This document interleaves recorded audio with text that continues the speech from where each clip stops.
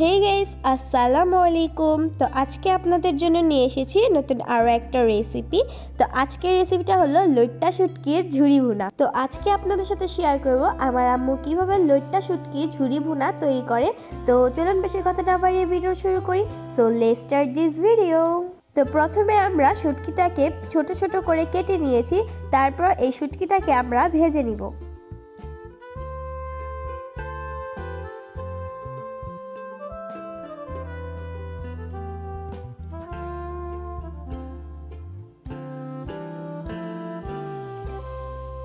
তো গাইস আমাদের শুটকিটা ভাজা হয়ে গিয়েছে, এখন আমরা দিয়ে দিব পানি।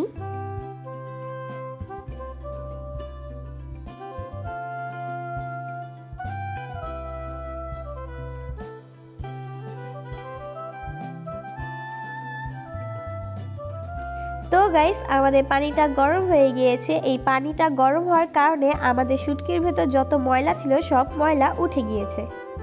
তো গাইস আমরা শুটকিটা খুব ভালো করে ধুয়ে নিয়েছি। এখন আমরা এই শুটকির ভেতর পানি দিয়ে শুটকিটাকে সিদ্ধ করে নিব।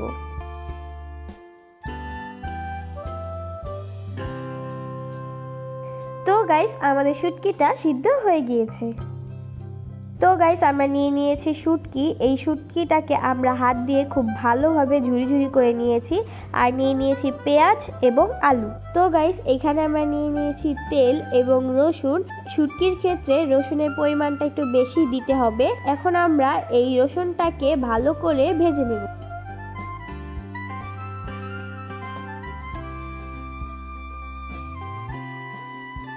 তো গাইস রসুনটা ভাজা হয়ে গিয়েছে, এখন আমরা দিয়ে দিব কাঁচা মরিচ।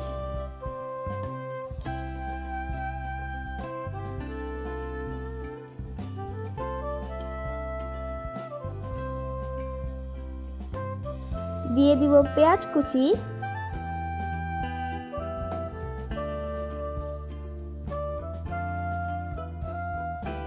এখন আমরা পেঁয়াজটাকে ভেজে নেব।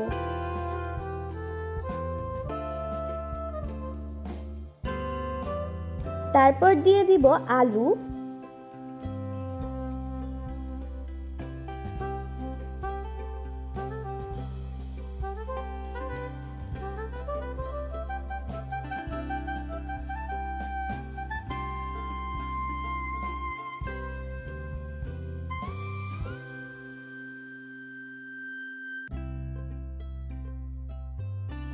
এখন আমরা দিয়ে দিব শুটকিটা।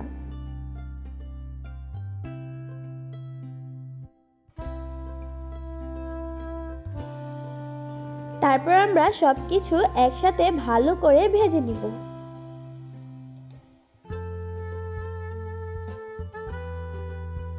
তো এখন আমরা দিয়ে দিব 1 চামচ হলুদের গুঁড়ো, 1.5 চামচ মরিচের গুঁড়ো, 1 চামচ ধনিয়ার গুঁড়ো, 1 চামচ রসুন বাটা।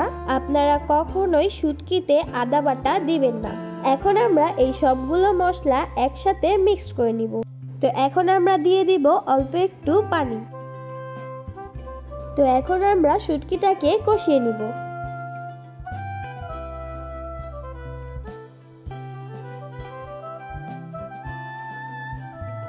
তো এখন আমরা শুটকিটাকে ঢেকে দিব।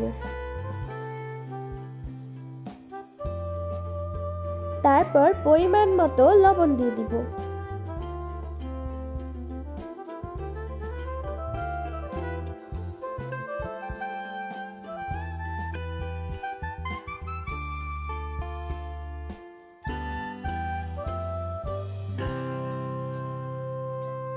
তো গাইস এখন আমরা দিয়ে দিব ধনিয়া পাতা।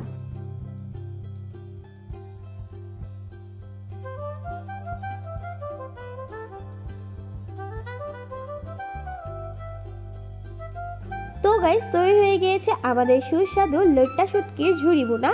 তো আপনারা দেখে নিলেন আমার আম্মু কিভাবে খুব সহজে লইট্টা শুটকির ঝুরি ভুনা তৈরি করে। তো আপনারা চাইলে খুব সহজে বাসায় লইট্টা শুটকির ঝুরি ভুনা তৈরি করে নিতে পারেন। তো আজকের ভিডিওটা ছিল এই পর্যন্তই। আমাদের ভিডিওটা ভালো লাগলে লাইক, শেয়ার, কমেন্ট এবং আমাদের চ্যানেলটি সাবস্ক্রাইব করে পাশে থাকা বেল আইকনটি অলে দিয়ে দিবেন, যাতে আমরা ভিডিও ছাড়ার সাথে সাথে আপনার কাছে নোটিফিকেশন চলে যায়। তো সবাই ভালো থাকবেন, সুস্থ থাকবেন। আল্লাহ হাফেজ।